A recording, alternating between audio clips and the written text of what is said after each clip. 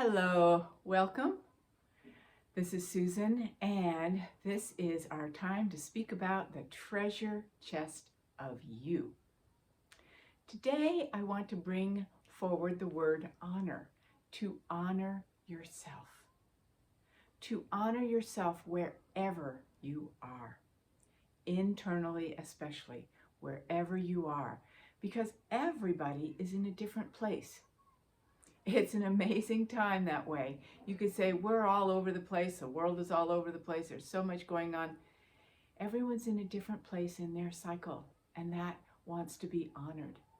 Whether you're in a crisis, in a space of joy, something in between, no man's land, whatever it is, you are where you are. Honor that. The only way for it to change, to be what it is there for, is to honor it. And as you honor it, you're very kind to yourself. You're being very good to yourself. You are there for yourself. It's not just love, it's honoring. Honoring, it's a very regal quality. I'm very aware that since the death of Queen Elizabeth, it's like we've all had to put our crowns on. It's not just one person holding up the monarchy anymore for 70 years, even if you're not part of the Commonwealth. It's symbolic of the fact that we're all putting our crown on. There's not a single person, as I said, that is responsible for that for us and holding that for us. There never has been, but it emphasizes it to the general public. So honor yourself. You are your own best friend.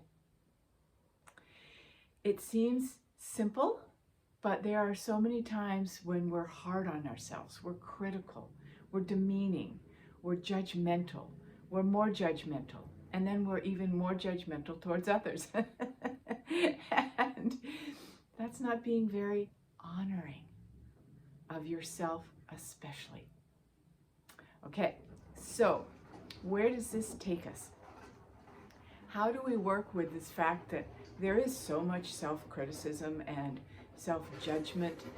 And I want to bring this into a bigger picture with you. Because if you are your own best friend, then we don't want any warring going on inside you. Because when there's judgments and criticism and not honoring ourselves, there's a battle going on inside, in fact. And that battle is at one level between your true soul, higher self, true self, and this part of you that's going, yeah, it's not enough, my hair's not right today, whatever it is. Okay. That is what's happening. Or there can be a battle inside between a part of you that wants to expand, explore, dream, open into new territory in yourself. And the other part that's in a battle that says, no, that's not smart, or judges you and says that's just not going to go anywhere, or nobody's going to like that. That's a battle going on inside. So feel how this battle inside is what perpetuates what I call, we've all called, the war machine, right? So when people first came on beloved planet Earth, there was something called the fall, and the whole war game started. Because when there was this fall from connection, then everyone went into survival. Oh my God, and survival of the fittest. And you know what that means. You're in power struggle. You're at war with others to get the, if you're a caveman, you know, you're going out to get the food. There's a battle because you need to survive. And you could say it's for your family, whatever it is, but it's survival. So the war machine has been happening for a long, long time. And we're so upset with it now. We see it. It's in our face. Oh my gosh, these people that want to create war. So how can we shift that? How can we help ourselves and be part of the peace, so to speak, right? The absence of war. Well, we start inside with self-judgment, self-criticism. We stop the battles going on inside, and we stop hating ourselves, right? Because that's really what it comes back to. So whenever you find yourself doing that, go, whoa, I do not want to keep the war machine alive. I'm here to bring light, so I'm going to bring it inside first. And we're hardest on ourselves. We do more self-judgment than we do outer judgment. So that is one very practical way that you can change this whole dynamic. Instead of getting all up in arms about what's going on out there and the warring that's going on out there. It's all a reflection. Darn it. It's all a reflection. Honor yourself. Be true to yourself, and you won't get into that sense of warring inside to decide which part of you is right and should be listened to. The other thing that you can do when you find yourself being upset about what's going on in the world, the war machine at work, because we created it from the inside out for centuries, and it's taking a little time to change that, yes, in the general population, but we're learning how to change it for ourselves, right? To start with. So another thing you can do when you see a world event that's like, oh my gosh, I can't believe that's happening. Why do we do that to each other? What's going on?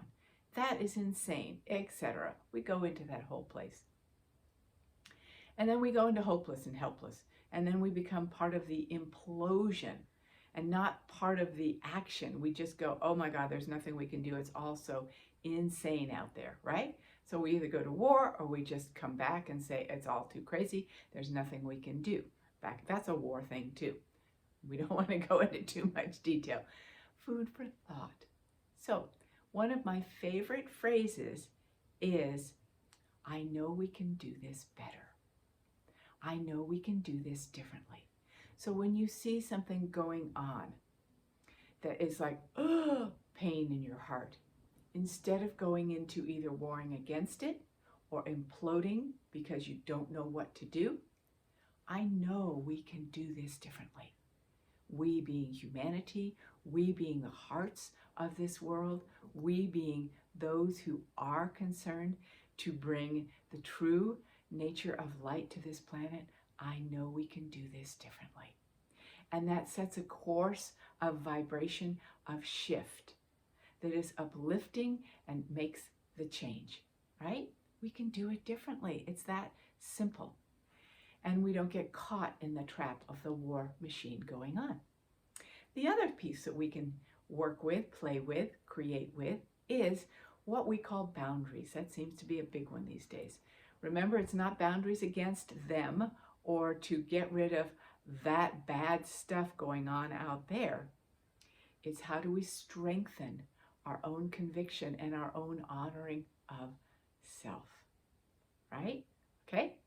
So imagine you get upset by something that somebody does. One phrase you can use is, you can't take my peace from me. You can't take my peace from me. Which is true. If you hold it, honor it, that peace inside you, no one can take it from you. We give it away when we get caught up in something that someone's done or a situation brings up for us. We throw our peace away and we've given it away. So one clear boundary, instead of having to fight off all the stuff and all the energies coming in, all of that, when you hold that vibration of peace, you can't have my peace. You're filled with that peace. You honor it, and it's you, and you can only vibrate at the level of that peace with other people, you see? So you hold that peace, the warring stops. You hold that peace, your battle with the outer situations that don't seem to be going the way you want them to stops. When you come to that place of the strength of peace, you can act very clearly to honor yourself in the situation and bring some maturity into the situation rather than just whining and complaining about it, right? Okay, so honor yourself. You are your own best friend. Yeah. So in that light, I want to mention to you briefly that I'm going to be doing an immersion starting November 5th, and it will happen before Thanksgiving time. And it's called Practical Magic ignite your intuitive superpower to master your spiritual connection. Because one of the things we can do, which is a clear boundary and releasing the war machine and that feeling of being caught up in what's going on in the world, is to learn how to listen to our intuitive voice. Listen to that. We all have it. We've all touched into it. I want to give you some practical magic, some real tools that you know you can use to trust that intuitive voice. Because it is yours. It is your guide. It is your heart's place to move forward from. I can't imagine living without it anymore. It's so practical to have it. So that is coming up. Go to my website, soulmastery.net, and you'll see it listed there. I'll put a link below, and you'll be able to read way more about it. But it's practical magic. You're going to get some fabulous tools that my guides have given me to be able to be in the place I am, to intuitively perceive what is right for me and for the beautiful, beautiful people that I work with all the time. And you'll also see on the website a free class that I'm giving about meeting your guides this coming October 21st. And that you can sign up for by going to my email list. So go to soulmastery.net, sign up for the email list, and you'll be getting emails about that. A free class to get you started in learning about your guides and being able to connect with them more clearly. So much to be had, so much to be the grand healer, transformer, transmuter that we know we are. We are here to bring the change by standing in the place of using your divine channel for spirit and being in that intuitive space. You can make all the difference in what we bring to this world at this time. That is the voice of your soul, the voice of the quantum field of all creation coming through you, and the love and support of the guidance collective that is yours. I'm so with you and assisting you to bring it forward. And if you love this video, feel free to subscribe it or share it with your friends and loved ones. They will be so happy that you did it. So much love to each one, and blessings to your honoring of the best friend forever that you are. I so support you in that.